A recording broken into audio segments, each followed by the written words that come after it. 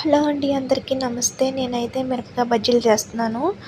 చాలా చాలా టేస్టీగా ఉంటుంది. వర్షం వచ్చినప్పుడు మిరపకాయ బజ్జీలు చేసుకున్నామంటే ఇంకా అసలు హైదరాబాద్ అయితే వర్షం వస్తుందండి మాకు. మీకు వస్తుందా వర్షం? మిరపకాయ బజ్జీలు చేయమన్నారు మా ఇంట్లో అయితే. నేను అందుకని మిరపకాయ బజ్జీలు చేస్తున్నాను. ముందుగా అయితే నేను పావు కిలో మిరపకాయ బజ్జీలు తీసుకున్నాను.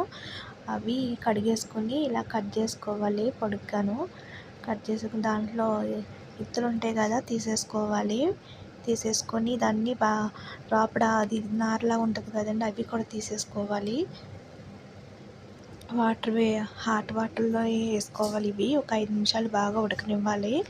బాగా ఉడకనిచ్చి, ఎందుకంటే ఇలా ఉడకబెడతాం కారం కదా ఉంటుంది కదా, మనకి కారం అంతా చాలా మట్టికి పోతుంది. ఆల్రెడీ ఇత్తులు తీసేసాం కదా, అందులోని కొంచెం వాటర్ లేకుండా తీసుకోవాలి బజ్జీ పిండి. దీనికి మిరపకాయలు పెద్దగా ఉన్నాయి కదండి, నేను అడ్డంగా కట్ చేసుకున్నాను. గిన్నె తీసుకొని గిన్నెలో 4 స్పూన్లు శనగపిండి వేసుకున్నాను. వేసేసుకున్న తర్వాత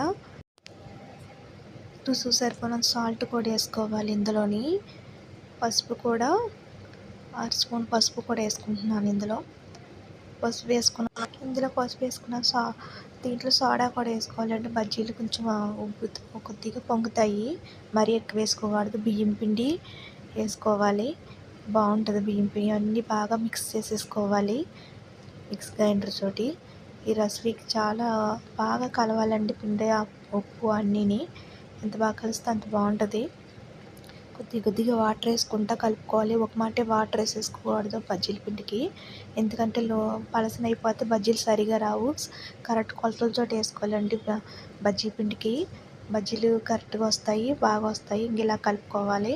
ఇంకా మరీ లూజ్గా కాకుండా మరీ పలుచగా కాకుండా సమానంగా కలుపుకున్నాను నేను. అలా కలుపుకోవాలి. నువ్వుల పొడి ఒక 2 స్పూన్లు నువ్వుల పొడి తీసుకున్నాను ఇందులోకి. ఈ నువ్వుల పొడి వేసుకున్న సాల్ట్ కూడా వేసుకోవాలండి కొద్దిగా, మరి ఎక్కువ వేసుకోకూడదు. ఇందులో వాము కూడా వేసుకోవాలి. ఒక 1/2 స్పూన్ ఎక్కువ వేసేసుకోకూడదు, ఎందుకంటే వాము వేసుకున్న వల్ల కారం అది మనకి అంత కారం అనిపించు మిర్చీలు. దీంట్లో చింతపండు కంపల్సరీ చింతపండు వేసుకున్న వల్ల మనకి కారం అది ఉండదు. సమానంగా పుల్లగాను కారంగా బాగుంటుందండి ఇలా వేసుకుంటేని.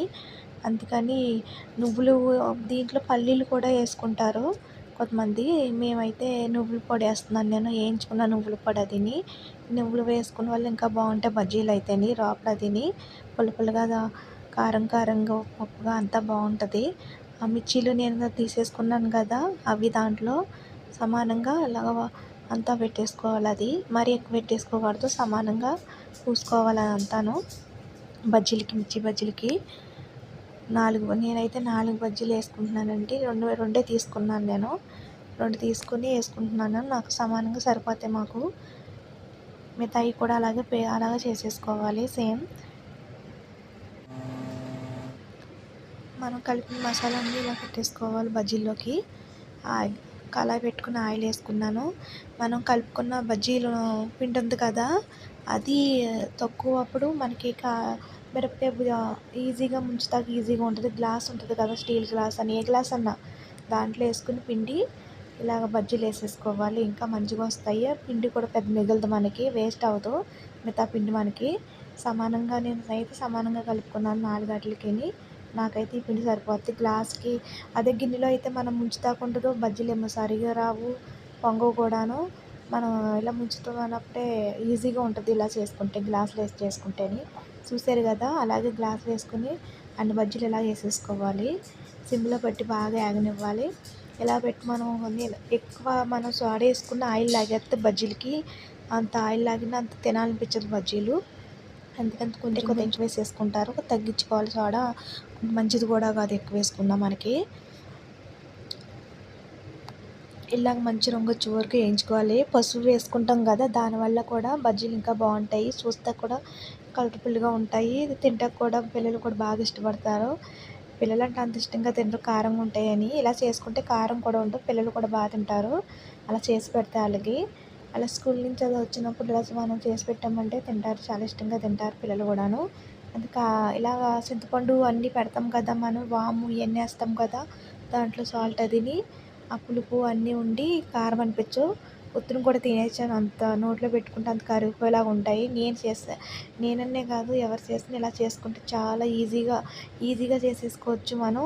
నువ్వుల పొడి అది వేయించుకుని పక్కన పెట్టేసుకుని ఎప్పుడన్నా బజ్జీలు కావాలన్నప్పుడు చేసేసుకోవచ్చు ఇలా ఈజీగా మనం. ఇలాగా రెండు సైడ్ కూడా తిరిగేసేసుకున్నాను కదా, మంచి రంగొచ్చే వరకు బాగా ఏగనివ్వాలండి బజ్జీలు.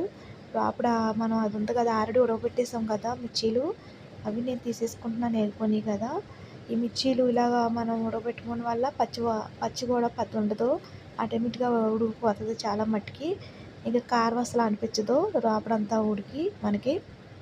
ఇలాగా సిమ్లో పెట్టి బాగా ఉడకనిస్తే మంచిగా ఉడుకుతాయండి బజ్జీలు. నాకైతే చాలా బాగా వస్తాయి బజ్జీలు అయితేని. నేను ఇలాగ కొద్దిగా ఉల్లిగడ్డలు చేసుకొని కట్ చేసుకుని ఒక ఉల్లిగడ్డ తీసుకొని ఇలాగ చిన్న ముక్కలుగా కట్ చేసుకోవాలండి, మరీ పెద్దవి కాదు. దాంట్లోకి నేను కొత్తిమీర కూడా కట్ చేసుకున్న కొత్తిమీర కూడా తీసుకున్నాను. నేనైతే ఒక అర స్పూను సాల్ట్ మసాలా కూడా తీసుకుంటున్నానండి. ఎందుకంటే నిమ్మకాయ లేనప్పుడు సాల్ట్ మసాలా వేసుకుంటే నిమ్మకాయకి దానికి సమానంగా సరిపోతుంది. ఇలాగే కలిపేసుకోవాలన్నీ. దీంట్లో కొద్దిగా సాల్ట్ కూడా వేసుకోవాలి ఇందులోని, మరీ ఎక్కువ వేసుకోకూడదు.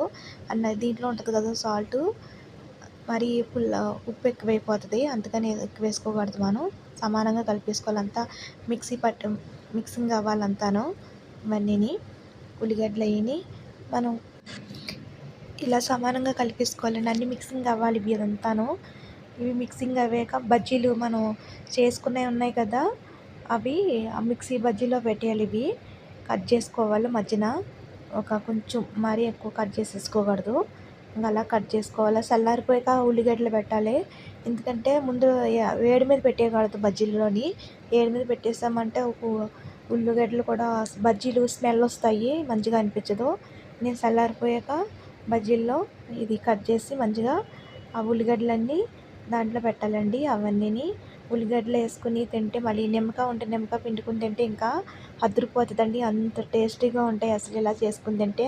అందులో వర్షం వచ్చినప్పుడు అయితే మంచిగా వర్షం వచ్చినప్పుడు చేసుకుని తింటే చాలా బాగుంటుంది మనకి. ఇంకా అసలు వేరే లెవెల్లో ఉన్నట్టు అనిపిస్తుంది మనకి, వేడి వేడి బజ్జీలు తింటూ ఉంటేని అంత బాగుంటుంది. ఇలా చేసి పెడతా హ్యాపీగా తినేస్తారు ఇంట్లో వాళ్ళు కూడా, పెద్దవాళ్ళు కూడా చాలా ఇష్టంగా తింటారు వాళ్ళు కూడా. మెయిన్ ఏంటంటే మా పెద్దమ్మ గారికి ఇవంటే బజ్జీలు అంటే చాలా ఇష్టం. ఆమె ఎప్పుడు వచ్చినా నేనైతే కంపల్సరీ బజ్జీలు చేసి పెడతాను ఆమెకి, చాలా ఇష్టంగా తింటాను. ఇలా వర్షం వచ్చినప్పుడు కారంగా తినాలొచ్చినప్పుడు మిరపకాయ బజ్జీలు వేసేసుకుంటామే. ఈ వీడియో నచ్చితే ఫ్రెండ్స్ వాళ్ళకి షేర్ చేయండి, మీ ఫ్రెండ్స్ వాళ్ళకి లైక్ చేయండి ఫ్రెండ్స్. Bye friends.